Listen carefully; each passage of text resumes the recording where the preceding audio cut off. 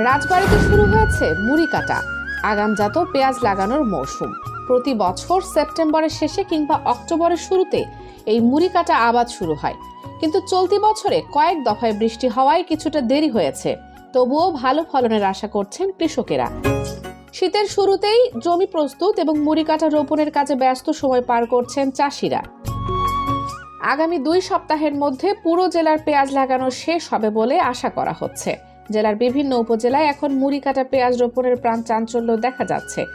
জানা যায়, পেঁয়াজ উৎপাদনে দেশের 3য় অবস্থানে রয়েছে রাজবাড়ী জেলা। সারা দেশের 14% পেঁয়াজ এই জেলায় হয়ে থাকে। এদিকে জমির খাজনা সহ প্রয়োজনীয় জিনিসের দাম বৃদ্ধি পাওয়ায় উৎপাদন খরচ বেড়ে যাওয়ার আশঙ্কা চাষিদের।